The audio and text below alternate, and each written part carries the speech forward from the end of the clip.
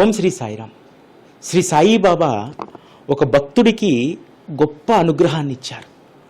సాయిబాబా యొక్క కీర్తి కిరీటాన్ని వారు నివసించినటువంటి ద్వారకామాయి పైన ఎగరేసేటువంటి ఒక అద్భుతమైనటువంటి అవకాశం దక్కినటువంటి భక్తుడు వారే శ్రీ నానాసాహెబ్ నిమోన్కర్.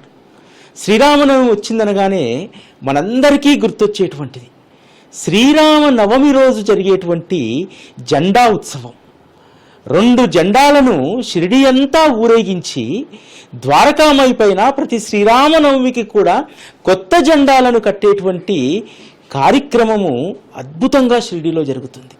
అటువంటి జెండాల్లో నగీషితో చేసినటువంటి జెండా మనం ద్వారకామాయి పైన చూస్తూ ఉంటాం.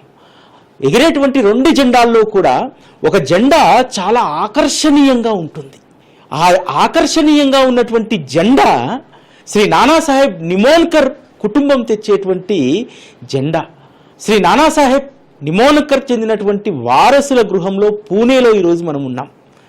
ప్రతి ఏడాది కూడా షిరిడీలో జరిగేటువంటి శ్రీరామనవమికి వచ్చేటువంటి జెండా పూణే నుంచి వస్తుంది. పూణే నుంచి ఇది ఆషామాషిగా రాదు.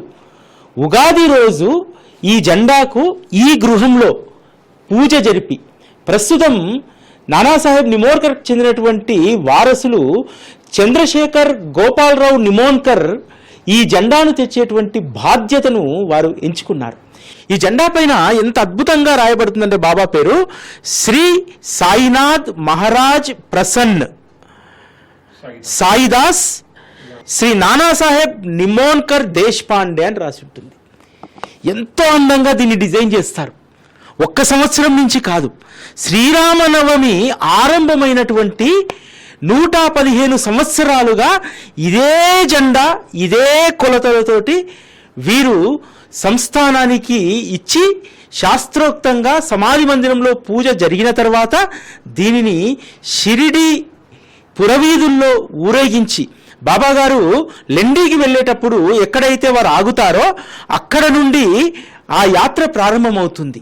ఆ యాత్ర షిరిడి పురవీధులంతా తిరిగి సమాధి మందిరం, ఆ తర్వాత ద్వారకామాయికి వెళ్ళి ద్వారకామాయి పైన ఈ జెండాను ఎగరవేయడం జరుగుతుంది. ఈరోజు మనము చంద్రశేఖర్ గోపాలరావు దేశపాండే గారి యొక్క గృహంలో ఉన్నాం. వారిని పర్మిషన్ అడిగి ఈరోజు వారి ఇంట్లో ఇక్కడ పూజ జరిగింది జెండాకు. ఆ జెండా పూజ జరిగినటువంటి సందర్భంలో మనం పూణేకు వెళ్ళి అసలు ఈ జెండా పరంపర ఏ విధంగా కొనసాగుతుంది, ఈ జెండాలో ఉన్నటువంటి మహత్తు ఏమిటి అనేటువంటి విషయం మనము చంద్రశేఖర్ గారితో మాట్లాడదాం. రామ రామ శ్రీరామ సాయి రామ సాయి రామ రామ రామ శ్రీరామ సాయి రామ సాయి రామ. ఇప్పుడు మనతో పాటు నానాసాహెబ్ నిమోన్కర్కు సంబంధించినటువంటి వారసులు శ్రీ చంద్రశేఖర్ గోపాలరావు దేశపాండే మనతో ఉన్నారు. అదేవిధంగా వారి సతీమణి స్మిత, అదేవిధంగా వారి కుమారులు ప్రసాద్ మనతో పాటు ఉన్నారు. ఈ జెండా పరంపర గురించి మనం అడిగి తెలుసుకుందాం. సాయిరామ్ సార్. సాయిరామ్ సాయిరామ్ సాబ్, ఏ జెండా आपका निमोनकर फैमिली से, वो निमोनकर से स्टार्ट होके अभी तक कौन कौन ये जिम्मेदार लिया, कौन कौन आपका फैमिली में कौन कौन लेके गया? अच्छा, 1911 में जब साईं बाबा ने नाना साहब निमोनकर को आशीर्वाद दिया था और उसको सूचना की थी कि हर रामनवमी में आपकी तरफ से इस तरह का झंडा लगाना चाहिए, तो तब से 1911 से नाना साहब खुद भेज रहे थे. उनके बाद उनके जो एल्डेस्ट सन है सोमनाथ शंकर, तो वो भेज रहे थे. और उनके बाद मेरे पिताजी गोपालराव सोमनाथ देशपांडे, वो ये निशान बना के घर, ये लोग हम लोग ये घर पे बनाते हैं और वो भेजते थे. उनके बाद माई सेल्फ यानी चंद्रशेखर और मेरा भाई आनंद, हम लोग इसको बना के शिरडी को हम भेजते थे. हर रामनवमी को ये जो फ्लैग जो है वो समाधि पे रख के उसकी पूजा होती है. और जैसे हमें ये निशान जो झंडा हम देते हैं, वैसे नगर में रासने फैमिली इज देयर, तो उनका झंडा भी वहाँ पे आता है और दोनों झंडे की पूजा होने के बाद 4 बजे उसकी प्रोसेशन निकलती है।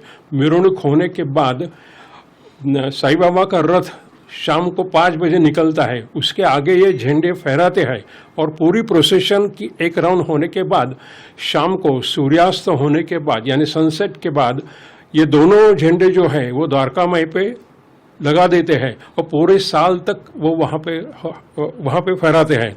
तो हर साल हर रामनवमी पे नया झंडा हम बना के शिरडी को भेज देते हैं। ये आपका परंपरा कैसा पहले बेटा को देते ये फैमिली में? हाँ, actually according to Hindu religion के मुताबिक जो एल्डेस्ट सन है उसके पास ये सब अधिकार होता है और all tradition all the festival has been perform in his family.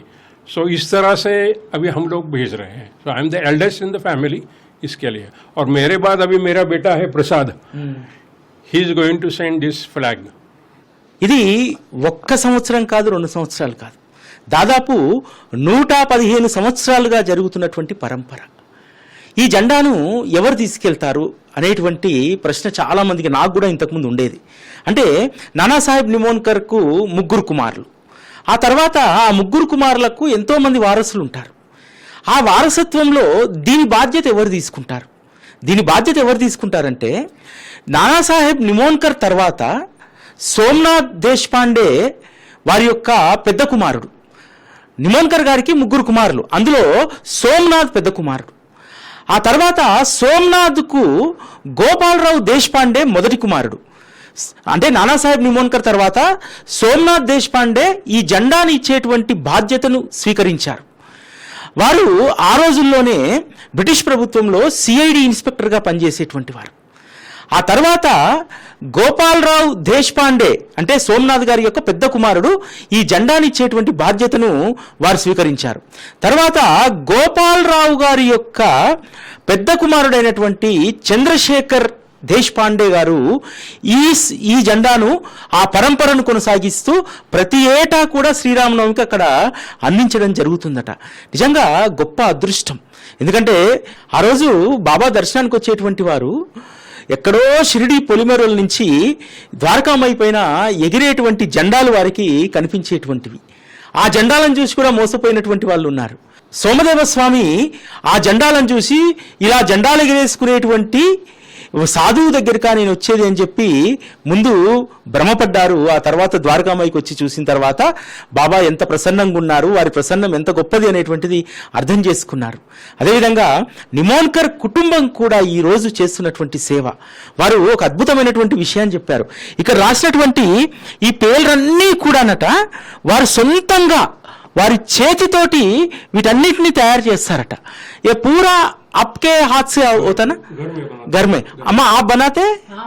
अम्मा ये आप पूरा आप ही रेडी करते वो लेटर्स गिटर्स? आप दोनों बनाए थे ना? आपको कैसा लगता? मैं साईं को प्रार्थना करती हूँ, ये अच्छा काम है आपका, आपकी सेवा है और मुझसे ये कर देने की मुझे कुछ शक्ति दे और ये काम मेरा अच्छा ही तरह पूरा हो जाता है साईं की कृपा से। कर रहे हो? 30 बरस किया है। 30? हाँ। अम्मा ये बनाने टाइम में आपको कुछ अनुभव हो जाता? बाबा हमें हमेशा ही हमारे सपने में आते हैं, कुछ बोलते हैं, दर्शन देते हैं कभी कभी। वो साईं की कृपा से जब मैं ये काम हाथ में लेती हूँ वो अच्छे तरह से पूरा हो जाता है, मुझे कोई तकलीफ नहीं होती। मुझे तो बड़ी ये तकलीफ है तबीयत की, ये कंबर दुखिया और उसका कुछ है, तो साईं की कृपा से ये सब करा लेते हैं। और मैं कवयित्री हूँ। कवयित्री मराठी में मेरे 5 काव्य संग्रह हुआ है। मैं दिवाली अंक में कुछ लेख भी लिखती हूँ, लिखती हूँ। और अभी एक दो कविता ही किया है साईं के हिंदी में। एक कविता सुना। अभी मैं ये कविता है श्री साई। रामनवमी को साई साई नाम जय घोष से खो जाती है जब शिरडी, सब शिरडी करके साई नाम का भजन घर होता है पावन, होती चिंता क्लेश दूर करके साई नाम का गजर आनंद से भर जाता है सब संसार। साई पूजन से मिलती है मन को सुख शांति अपार। साई नाम जप दूर करता मन का अंधेरा। साई नाम जप करता दूर करता मन का अंधेरा, कर देता उजाला जीवन सारा। సాయినాథ్ మహారాజ్ కీ జై.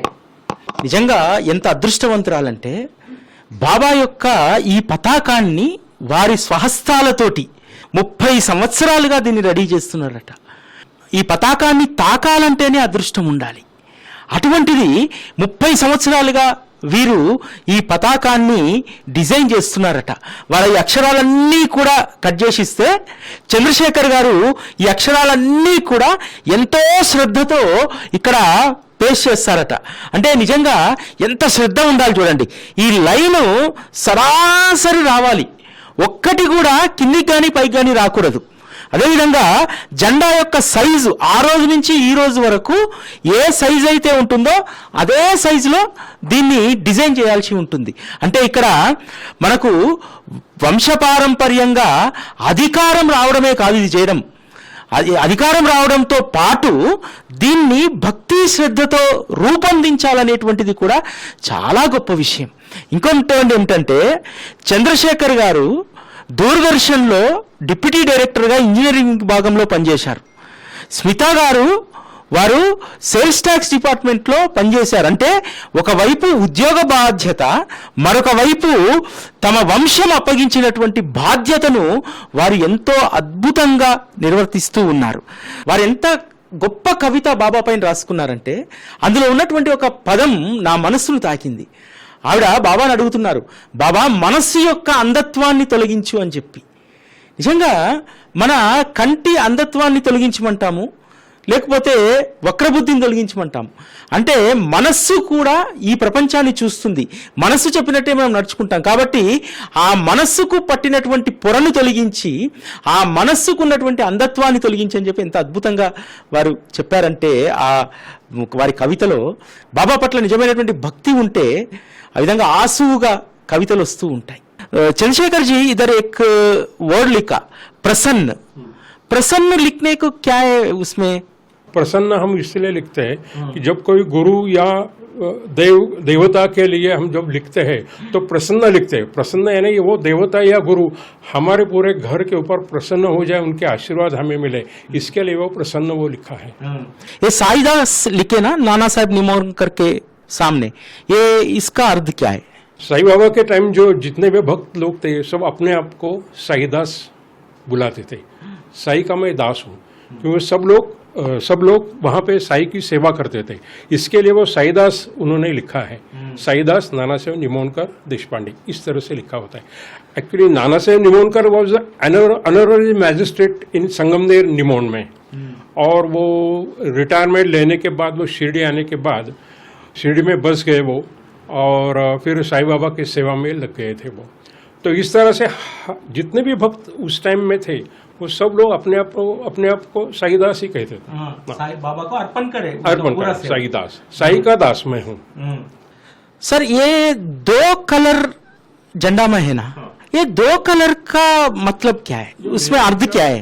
मेरा विचार ऐसा है कि जब नाना साहेब निमोनकर को उन्होंने साईं बाबा ने जब बोला था कि आशीर्वाद दे के बोला था कि आपका झंडा वो लगाना चाहिए, तब उन्होंने क्या सोचा होगा मालूम नहीं है. तो इसमें ये झंडे में 2 कलर है, एक है सैफ्रॉन कलर भगवा कलर, दूसरा है ग्रीन. इसका मतलब मेरे तरफ से ऐसा है, green colour shows your Samriddhi.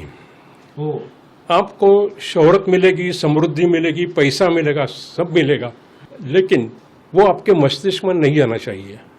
You should have a संन्यास वृत्ति.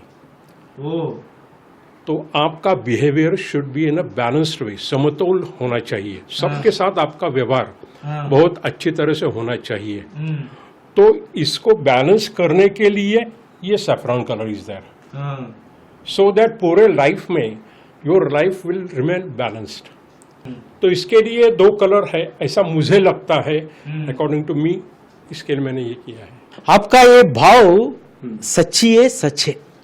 ये अभी शिरडी में वही चल रहा ना, बाबा को बहुत समृद्धि में डोनेशन सारा, फिर सेवा में पूरा लोगों की खर्च किया। ये सच्ची बात है।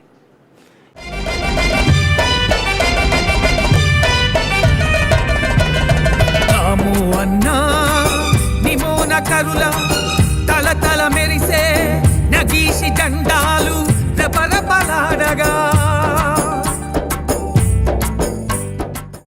ఎంత అద్భుతంగా ఈ రెండు రంగుల గురించి చంద్రశేఖర్ దేశపాండే గారు వివరించారంటే, మనం ద్వారకామాయి పైన ఈ జెండా ఎగురుతుంటే చూస్తూ ఉంటాం. ఏ రోజు కూడా మనము ఈ జెండాలో ఉన్నటువంటి ఈ రెండు కలర్స్ దేనికోసం? సాధారణంగా మనం ఏమనుకుంటాం తెలుసా? బాబా సర్వమత సామరస్యం కోసం గ్రీన్ అంటే ముస్లిము, కాషాయం అంటే హిందూ అని చెప్పి మనం అనుకుంటాం. కాదట. నీ జీవితంలో ఇది ఇస్తాను, ఆకుపచ్చ సమృద్ధికి అంటే ధనానికి, సౌభాగ్యానికి, స్థితికి మూలం. కాబట్టి ఈ గ్రీన్ కలర్ అనేటువంటిది సౌభాగ్యానికి, సంపదకు చిహ్నమైతే, పైన ఉన్నటువంటిది సన్యాసాశ్రమానికి సంబంధించి ఎవరు కడతారు? కాషాయం. సన్యాసాశ్రమంలో సన్యాస దీక్ష తీసుకున్న వాళ్ళు కడతారు కదా.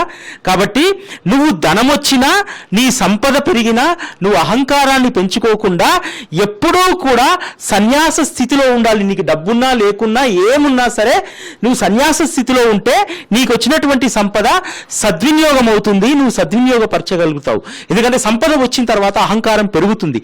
అహంకారం పెరిగిందంటే ఇక మనము ఆధ్యాత్మికంగా ముందుకెళ్ళలేం. కాబట్టి వచ్చినటువంటి సంపద దేనికోసం అంటే సన్యాసి వలె వ్యవహరించి అందరికీ దాన్ని పంచి ఇచ్చేటువంటి గుణాన్ని నువ్వు కలిగి ఉండాలి. ఇది బాబా జీవితాన్ని చాలా సుస్పష్టం చేస్తుంది కదా. 1910 తర్వాత అనేక మంది భక్తులు వచ్చారు. రోజుకు 100-200 రూపాయల దక్షిణలు బాబాకు వచ్చాయి. వచ్చినటువంటి దక్షిణను దేనికి కూడా వారి చేతిలో ఉంచుకోలేదు, అందరికీ పంచిపెట్టారు. ఈ రోజు కూడా షిరిడీ సంస్థానానికి వేల కోట్ల నిధులున్నా, ప్రతి సంవత్సరం 100 కోట్ల డొనేషన్స్ వస్తున్నా సరే వచ్చినటువంటి ఆ సంపదనంతా కూడా దేనికోసం? ఒక సన్యాసాశ్రమంలో ఉన్నటువంటి వారు సేవ కోసమే దాన్ని వినియోగించినట్టు, విద్యార్థుల భవిష్యత్తు కోసం, చుట్టుపక్కల ఉన్నటువంటి అనేక గ్రామాల్లో ఉన్నటువంటి రోగుల ఆరోగ్యం కోసం సంస్థాన్ తన డబ్బును వినియోగిస్తూనే ఉంది. నిజంగా సాయి భక్తులు ఏ విధంగా ఆలోచిస్తారనడానికి చంద్రశేఖర్ దేశపాండే గారు ఒక గొప్ప నిదర్శనం మనకు.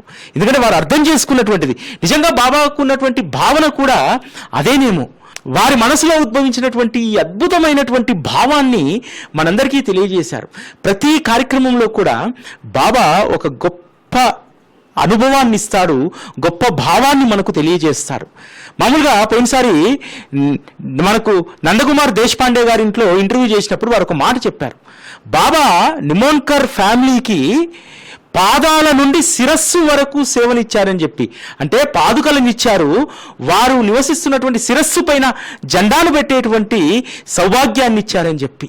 నిజంగా ఈరోజు ఈ కార్యక్రమంలో మనం తెలుసుకున్నటువంటి విషయం మామూలు విషయం కాదు. షిరిడీకి కొన్ని లక్షల మంది వస్తారు. రామనవమి ఉత్సవాన్ని కొన్ని వేల మంది ఆ జెండా ఉత్సవంలో పాల్గొంటారు. కానీ ఈ జెండాలో ఉన్నటువంటి భావార్థం ఏదైతే ఉందో ఇది ఈరోజు అద్భుతమైనటువంటి విషయం. నిజంగా వీళ్ళందరూ కూడా అదృష్టవంతులు. ఎప్పుడూ కూడా బాబాలో లీనం కావడం, బాబా పనిలో ఉండడం. వారు ప్రొఫెషనల్గా దూరదర్శన్ కేంద్రానికి డిప్యూటీ డైరెక్టర్ అయినప్పటికీ కూడా బాబా దగ్గరికి వచ్చేసరికి వారు సేవ కోసము దీన్ని స్వయంగా వారు తయారు చేస్తారు. నానాసాహెబ్ నిమోన్కర్ కూడా సాధారణమైనటువంటి వ్యక్తి కాదు. వారు ఆ గ్రామానికి మ్యాజిస్ట్రేట్, రెసిడెంట్ మ్యాజిస్ట్రేట్ వారు. అటువంటి వారు బాబాను చూడడానికి వచ్చి బాబా సేవలో తమ జీవితాన్ని కూడా అర్పించారు. ఎవరికి బాబా అవకాశం ఇస్తారంటే ఎవరైతే తమ జీవితాలను బాబా కోసం సమర్పణ చేస్తారో. అందుకనే ఆ రోజు భక్తులందరూ కూడా సాయిదాసులు అయ్యారు. చంద్రశేఖర్ जी ये झंडा का साइज में कुछ है, कैसा बनाते हैं? अप्रोक्सीमेटली इसकी लंबाई जो है तो 9 फीट है और पूरा इसका जो ये अप्रोक्सीमेटली 6 फीट होगा ये सब. ओके. पहले से ऐसा ही है इसका मेजरमेंट. और ये झंडे से पूरा साईं बाबा का समाधि कवर हो जाता है. हाँ. ఈ జెండా యొక్క పొడవు వచ్చేసి 9 ఫీట్లు, అదేవిధంగా హైట్ వచ్చేసి 6 ఫీట్లు.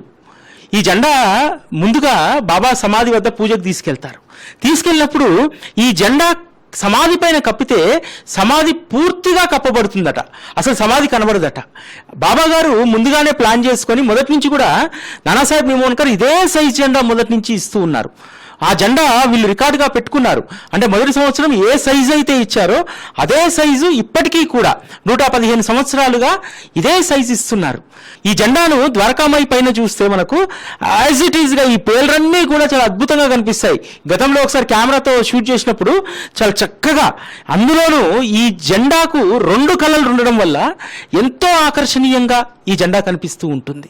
శ్రీరామనవమి రోజు ద్వారకామాయి పైన పెట్టేటువంటి ఈ జెండా గురించి ఇంత అద్భుతంగా చెప్పినటువంటి శ్రీ చంద్రశేఖర్ గారికి మనం కృతజ్ఞత తెలియజేసుకోవాలి. ఎందుకంటే ఈ జెండాను నేను కూడా 10-15 సంవత్సరాలుగా చూస్తున్నాం, కానీ ఈ జెండాలో ఉన్నటువంటి విశిష్టత ఇవన్నీ కూడా వారు తెలియజేశారు.